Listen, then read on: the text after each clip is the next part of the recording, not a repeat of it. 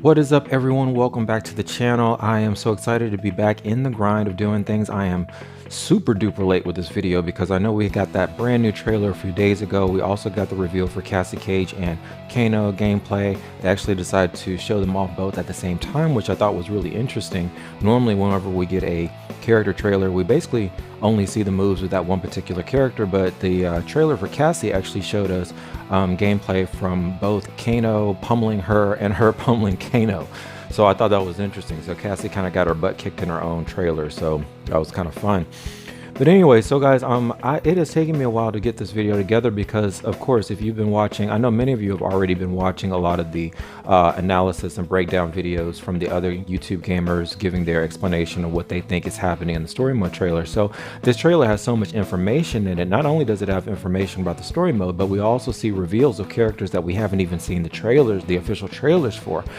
So without, I didn't want to just upload something just quickly just to catch the momentum of everything. That would have been nice if I could have done it properly, but with all this time that I've had to just kind of collect my own video, it's given me the opportunity to hear other people's thoughts, watch other people's videos, kind of make sense of things for myself, rewatch the trailer over and over to see exactly what I think is going on, and then go ahead and basically put together a video that I feel was worthy for people to watch and be getting something meaningful out of.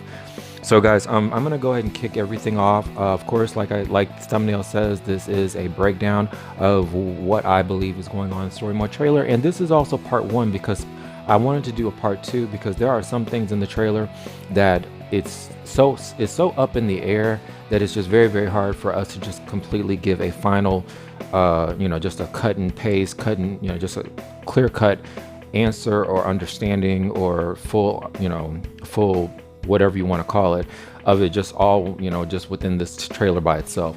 So this part one is basically devoted to what I feel is worthy of me making the video about, because I have enough of a foundation to speak on these things with a fair amount of clarity. So the first thing I want to start off with is the fact that, one, NetherRealm is not showing us everything. And guys, I think this is really important to keep in mind, because when you're watching this trailer, I think they decided to cut and paste everything in a way to where it kind of directs you in one direction. But when we actually come to discover all the characters that are fully in the game, when we actually sit down with our own copy of the game and we play the story mode for ourselves, we're going to find that there's a lot of things that's going in the opposite direction of how this trailer is pretty much trying to draw us into in a particular direction. So just keep in mind whenever you're watching the trailer that NetherRealm isn't showing us everything, because of course we still have certain character reveals that we haven't even gotten around to. NetherRealm did take the liberty of actually showing us glimpses of characters that they haven't given us official trailers for. But I also want to keep in mind, I want to let you guys know to also keep in mind that in Mortal Kombat X, there were a number of characters that were also included in the combat packs, Combat Pack 1 and 2, that were also visible and had roles in the story mode as well. So I want you guys to be mindful of that, because when we see this trailer, the trailer that they just released a few days ago, NetherRealm clearly probably cut out and eliminated or prevented us from seeing certain elements of the story mode trailer that probably had certain characters that are probably being reserved for combat packs. So that is also something that I think everyone needs to keep in mind as well, because there's a particular scene when we see all the characters in Shao Kahn's Coliseum, and they're all coming out of the sandstorm as if they're all coming out of different timelines, and they're all meeting up together. And so we only see a handful of characters. So I'm sure that scene probably has a fuller spectrum of characters that all come together, but we're only seeing the ones that NetherRealm wants us to see. So, okay, guys, so moving on to the next point, I want to bring up the issue of the prologue. So I think I'm kind of setting the pace before I get really deep into the trailer. But in the prologue, remember that we see three main characters that are at work. The prologue, we saw Raiden, we saw Kronika, and we saw Shinnok. So the reason I'm mentioning this is that when you look at the story mode trailer, we see Raiden playing a very prominent role, because we see him playing a role in the future or in the present, whatever you want to call it, where he's leading the forces, the special forces and Earthrealm forces against Kitana and Liu Kang in the NetherRealm. But we also see past Raiden, who has come out of the past, and now past Raiden seems to have this duty of course, traditionally Raiden always takes on the role of protector and the one who tries to make peace. So we see him from the past being the one going to the elder gods, seeking the resolution on how to defeat Kronika, things like that. So we see Raiden playing a very prominent role. We see Kronika playing a very prominent role because she's recruiting members from the past. She's also recruiting Kitana and Liu Kang in the present in the Netherrealm. But the third character that I really want to bring people's attention to is the fact Shinnok. Shinnok was seen in that prologue, and my personal opinion is I do believe Shinnok is being shown in that prologue. I believe all three characters are shown in that prologue for a reason, and I believe that Shinnok is playing a role that I think in this current story mode trailer is being hidden because, of course, NetherRealm doesn't want to give away the entire story mode. But I just wanted to bring people's attention to the fact that the story mode is highlighting three characters, two of which we see playing a major role, but one we don't see playing a major role just yet. And the reason I want to mention Shinnok is keep your eye out. I'm sure everyone has already noticed that Shinnok's head is seen on display in one of the fight stages. That up until this trailer we didn't know where that stage was at, but now we know that that stage is actually right in front of Kitana and Liu Kang's whether you want to call it castle or fortress or whatever, but Shinnok's head is being kept in what I would describe it as a preservation chamber. There seems to be some sort of preservation chamber that seems to be preserving his head, and it is actually at the base of this fortress in the Netherrealm. So guys, like I said, the prologue I believe is emphasizing three characters, and we see Raiden, we see Kronika, but Shinnok is there's a mystery surrounding him. So I just want to keep that in the forefront of people's minds, because I don't want to go too deep into Shinnok's role and everything that we're going to see happen with him, because there's still so much vagueness going on. But I do believe that Shinnok was a part of that prologue, because clearly we know that Kronika seems to have some sort of connection with Shinnok. She seems to be wanting to rewind time, on behalf of doing something with Shinnok, or reversing destiny so that he plays out the role she wanted him to play. Whatever you want to call it, I'm not going to get into it. The second part about the prologue that I wanted to discuss is actually I got into all that, so let me move into the next part. So the next part I want to talk about is if you notice the story mode is chopped up. So guys, when you're watching I've kind of already touched on this, but when you're watching the story mode, NetherRealm has done such a brilliant job of chopping up the sequence of the story mode to where it makes it very, very hard to really figure out what's going on. I could go into depth into trying to explain some of my own questions about it, but I'm gonna just save y'all the headache of it, because if you try to just go off the trailer alone, you will just kind of be left standing in the middle of a dead end, because it just doesn't show you conclusively what happens. So like I said, so many scenes have been chopped up. Basically, NetherRealm took the story mode and put it in a blender and just kind of blended everything up, and then just kind of put it in an order that, visually is a good presentation. But when you're watching it, you have to remember that you're watching the story mode out of its own proper sequence. So that's something that I think is a very good thing to keep in mind when you're trying to draw your own conclusion into what is going on. The next thing I want to talk about is the Steam leak and the full roster leak. So guys, I think at this point everyone really needs to just kind of realize that the Steam leak was accurate, and the full roster leak we received about 2 weeks ago was accurate as well. When those Steam leaks were happening, I thought everyone was just pretty much going to be like, okay, we accept it. But there was a lot of people going back and forth like, this isn't right, this isn't right, this isn't right. And they were probably saying that because their favorite characters weren't on that list and they were just in denial. But at this point, guys, since we've seen the story mode trailer, we have seen all the characters from that Steam leak and also all the characters from that full leak present. Not all from the full leak, because the full leak went into some of the unlockable characters, but basically these, at this point in the game, these characters, I think everyone can just safely accept that these leaks are 100% accurate. And so just to go through the list, it said the Steam leak said JAD for Jade, KOT for Kotal, JAC for Jackie, FRO for Frost, ERR for Aaron, KOL for the Collector. Let's see, and there was one I can't even read it on my notes here. CET for Centurion,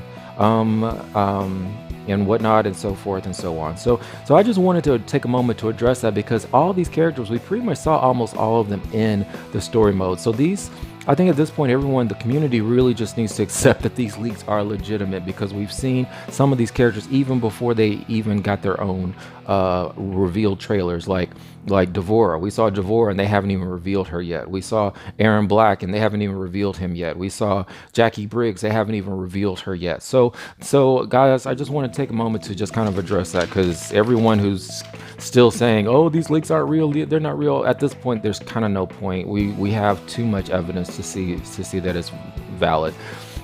Okay, so moving on to the next thing that I want to talk about. The Elder Gods state that there is a temporal Armageddon that is taking place. Okay, so when Raiden is looking for help to deal with Kronika, they say in the temporal Armageddon, all beings will be destroyed, or whatever they say. Everyone's basically going to die, you know. So what I find interesting about this is that Kronika is recreating Armageddon all over again. And so this kind of goes hand in hand with what Ed Boon said a while back, because he said that we were going to be revisiting a lot of classic moments throughout the history of Mortal Kombat. So of course, Armageddon was a classic moment from the last game before Mortal Kombat 9. And also we see Shao Kahn being revisited. We see Shao Kahn's Coliseum coming back. We see Special Forces battling with Kano, which was something that was taking place back in Mortal Kombat. Mortal Kombat 1 with Sonya and Kano, her chasing him, things like that. We also have moments of Liu Kang and Kung Lao fighting side by side, and I've been kind of curious as to whether they purposely did that to have some sort of paying homage to the whole Shaolin Monks game, because a lot of people have been wanting to see a sequel to that. So I was wondering maybe Ed Boon might have created a moment within the story mode that kind of might be like a snapshot taken out of Shaolin Monks. So there might be a lot of moments that we end up reliving between Mortal Kombat 1, 2, and 3, and of course the rebooted Mortal Kombat 9 and all these things that might actually end up surprising us. I think it's been really amazing for me to actually see Shao Kahn taking a role once again, and being taken kind of back into the whole Shao Kahn era of Outworld. I think that's been a really, really cool element to the story mode. Now, another thing I wanted to bring up is that I do think that there's a very strong possibility that Shao Kahn will possibly be the sub-boss. I have several theories going on, because Shao Kahn accepted Kronika's invitation to basically be the army or the force that protects this new quote-unquote kingdom or era that's coming, that she's ushering in herself personally through the merging of time, or this rift of time she's creating. So that in my mind kind of paints a picture as if Shao Kahn is being set up as being a sub-boss or a character that you might have to defeat before you get to Kronika herself. And this also makes sense because Goro, who was the pre-order bonus for Mortal Kombat X, turned out to be the sub-boss before you fought Shinnok anyway, which I thought was really interesting, because Goro really had no relationship with Shinnok. They just seemed to kind of have pulled Goro and kind of threw him into the towers just as a way to kind of further the battle up the tower, just to be able to kind of perpetuate the traditional tower and all that stuff. So it's interesting that that was the case. But in this case, by Shao Kahn accepting her invitation to basically lead the forces that's going to govern and protect and defend her new kingdom, it does seem to set Shao Kahn up in a position to be a sub-boss that you might have to fight before you get to Kronika.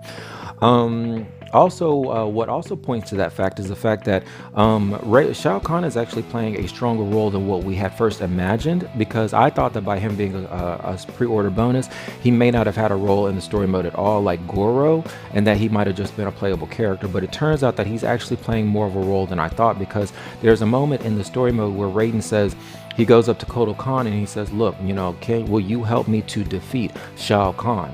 So now, because of the whole fracturing of time and the merging of different timelines, it's kind of hard to really put your finger on exactly what's happened, from point A, what's happening from point A to point B. But by hearing that dialogue, that definitely suggests that Shao Kahn is a boss that needs to be defeated. So that also kind of gives power to the idea that he might end up being a sub-boss. But going back to what I was saying of having multiple theories about that, I was thinking either Shao Kahn will turn out to be the sub-boss, or it's possible that either Liu Kang or Kitana could possibly possibly end up being a sub-boss for Kronika, because it seems that she specifically takes a moment to invite Liu Kang and Katana not only to join her forces, but she transports them to her time realm with her hourglass, and we see Liu Kang keeping vigil and protecting the hourglass. So it's possible that Revenant Liu Kang and Revenant Katana could turn out to be sub-bosses. Alright guys, that concludes part 1 of this video. I will come back with part 2 with other theories and some other elements of the story mode to discuss from the trailer and whatnot.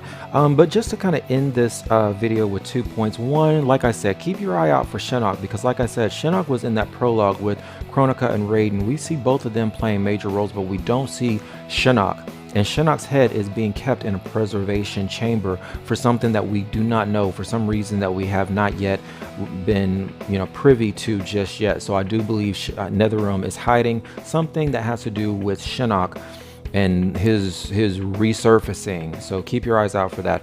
And also the last point I want to mention is it's kind of funny. I just want to end the video on a little comic relief. But if you're gonna be a villain like Kronika, she's the villain for this game. If you're gonna be a villain, one, it would really help that if you're going to create time rifts, that you not bring back the good version of Raiden. That probably would have really helped her to do whatever bad stuff that she's trying to do. And I was thinking to myself, I saw the preview and the trailer, and I'm like, okay, she wants to undo what Raiden did, but yet she's going to allow the past good Raiden to come back. I'm like, this isn't really good thinking for being a clever villain. Also, another thing that crossed my mind is that, if you want to be a villain, it might also be a very good idea not to have a very large hourglass that is hidden in a particular realm where other people can get to, so that they can ruin your plans and purposes and basically, defeat you. A very, very large hourglass is not a very clever idea if you are a villain. I'm just thinking, because I was thinking about what the elder gods were saying. They were like, find her hourglass and her key. Guys, keep in mind, Kronika also has a key that she was holding in some screenshots. If you've seen, there's a key that she's holding as she seems to be levitating. And Liu Kang is also holding this key that she was holding in another frame. So the elder gods say, find her key and get a hold of her hourglass. So I'm just thinking, if you want to be a good villain, it's good not to have a very large hourglass just lying around for people to use against you. So anyways, guys, stay tuned for part 2, and I'll see you guys later. Astronaut out.